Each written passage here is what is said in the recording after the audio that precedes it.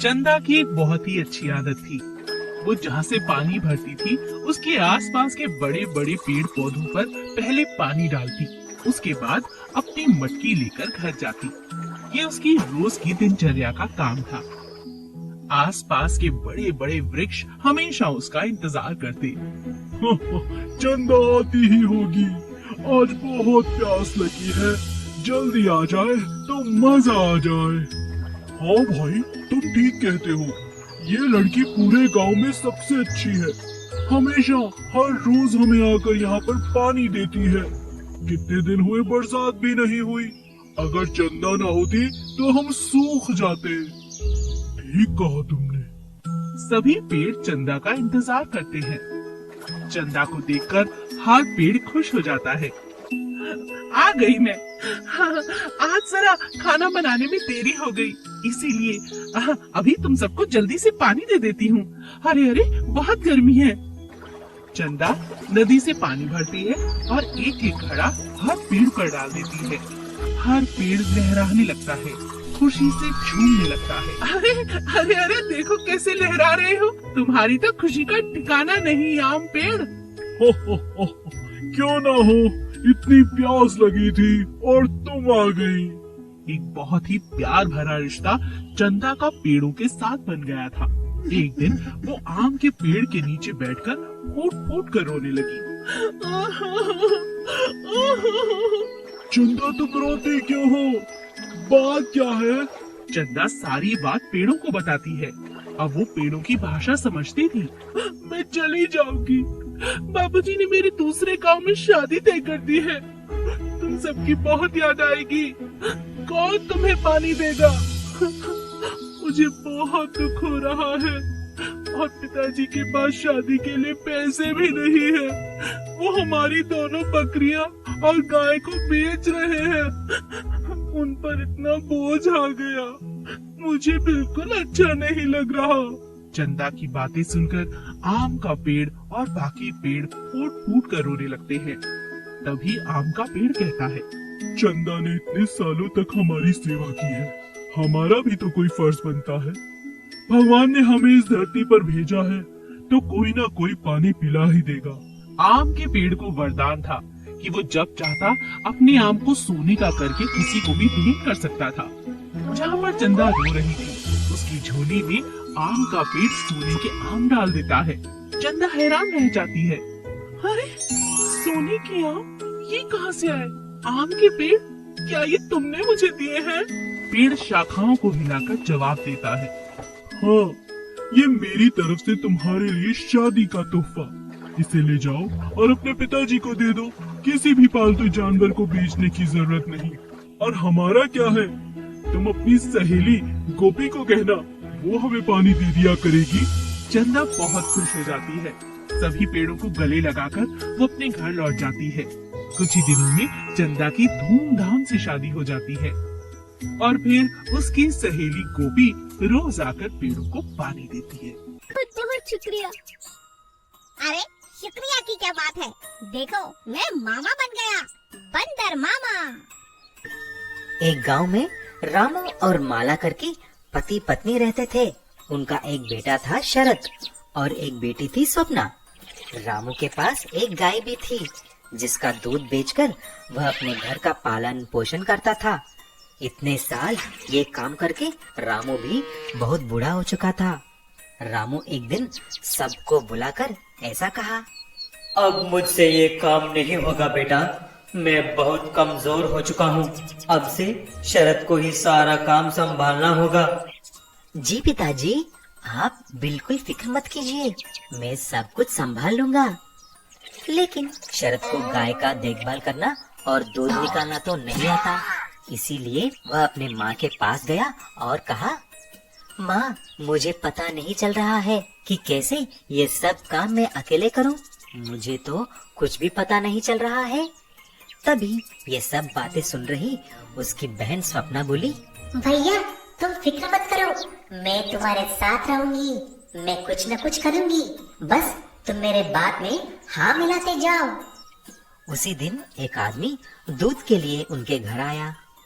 अरे शरद बेटा, मुझे कुछ दूध चाहिए। मेरा बेटा बहुत बीमार है। इस गांव में आपके यहाँ ही सबसे अच्छे दूध मिलते हैं ना, इसीलिए आप मुझे 1 लीटर दूध देना।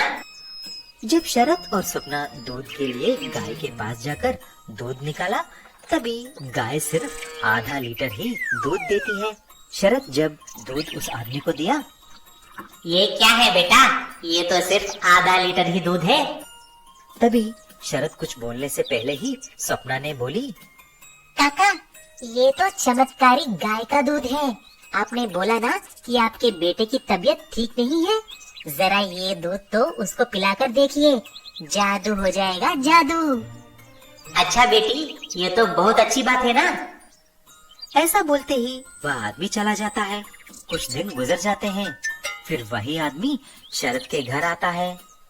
बेटा शरद और सपना, आप कहाँ हो? आपने जो भी बात बोली वो बिल्कुल सही निकली। मेरे बेटे की तबीयत बिल्कुल ठीक हो गया है। आपको बहुत धन्यवाद। ये लो कुछ पैसे, आप दोनों की भला हो। जब ये बात गांव में फैल गया, सभी लोग उस चमत्कारी गाय का दूध पीने के लिए उसके घर के सामने लाइन लगा देते हैं। अचानक उस चमत्कारी गाय का दूध फेमस हो जाती है और उनका सेल्स बढ़ जाते हैं। लेकिन शरद को ये बात समझ में नहीं आया और स्वप्ना से पूछा, लेकिन स्वप्ना, आखिर बात क्या है? ये सब कैसे हो गया? भैया कुछ नहीं, मैंने कहीं पढ़ा है कि जड़ी बूटियाँ और कुछ ऑर्गेनिक दाना खाने से दूध की विशिष्टता बढ़ जाती है। बस मैंने ऐसा ही ऑर्गेनिक दाना और जड़ी बूटियाँ गाय को खिलाई और हमारे दूध चमत्कारी गाय का दूध बन गया है। है ना सही बात? उस दिन से चमत्कारी दूध बेचकर शरद और स्वप्ना, रामू और माला भी खुशी खुशी रहने लगे। मगरमच्छ का अंडा। जंगल के बड़े तालाब के अंदर बहुत सारे मगरमच्छ रहते थे। उनमें एक मादा मगरमच्छ थी जिसने अपने अंडे पास के पेड़ के अंदर छुपा कर रखे हुए थे। एक दिन एक शिकारी की नजर उन अंडों पर पड़ जाती है। अरे, ये तो मगरमच्छ के अंडे हैं। अगर इन्हें मैं शहर ले जाऊं तो बहुत अच्छे पैसे मिलेंगे। कई लोग मगरमच्छ के अंडे देखना चाहते हैं। किसी ऐसी जगह ले जाऊंगा जहां पर लोग इसका अच्छा दाम दे सकें। शिकारी जोर जोर से खुद से ही बातें कर रहा था और उसकी ये बात मगरमच्छ सुन लेती है। अरे, ये मेरे अंडों को लेकर जा रहा है। अब मैं किससे मदद मांगूं?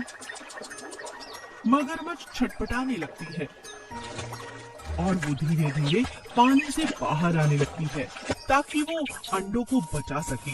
लेकिन उससे पहले ही शिकारी बड़ी तेजी से अंडों को उठाकर भागने लगता है। तभी पेड़ के ऊपर बैठा बंदर मगरमच्छ से कहता है, अरे अरे, तुम बाहर कैसे आ गए और इतनी परेशानी में लग रही हो? बात क्या है मुझे बताओ। वो मेरे अंडों को ले गया। मैं इतनी तेज नहीं दौड़ सकती हूँ बंदर भाई। जाओ मेरे अंडों को बचाओ। क्या कहा? मेरे होते हुए तुम्हारे अंडे कोई और ले गया? मैं तो हर रोज निगरानी करता हूँ, बस अभी आंख लग गई थी। तुम फिक्र मत करो, पानी में जाओ। तुम्हारा इस तरह बाहर रहना ठीक नहीं। परेशान होने की जरा भी जरूरत नहीं।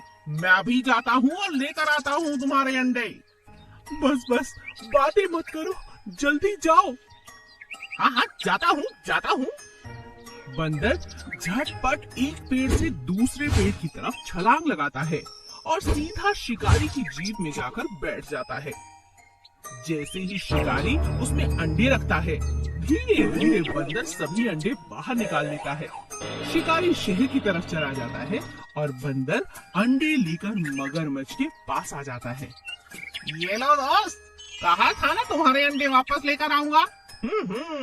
अब मजे से रहो। अब तो कुछ ही दिनों की बात है। अंडे बिल्कुल सुरक्षित हैं। बिल्कुल ध्यान से रखूंगा, अपना ख्याल रखो तुम। अंडों की चिंता तो छोड़ दो। अभी दोनों बात ही कर रहे थे कि अंडों से चटकने की आवाज आती है। मेरे बच्चे बाहर आ रहे हैं। बंदर, जल्दी से नीचे रखो अंडों को। बंदर अंडे नीचे रखता है और दोनों अंडों से मगरमच्छ के बच्चे बाहर आ जाते हैं। सभी अब बहुत खुश थे। बंदर भाई, तुमने मेरी बहुत मदद की, तुम्हारा बहुत बहुत शुक्रिया। अरे शुक्रिया की क्या बात है, देखो मैं मामा बन गया, बंदर मामा।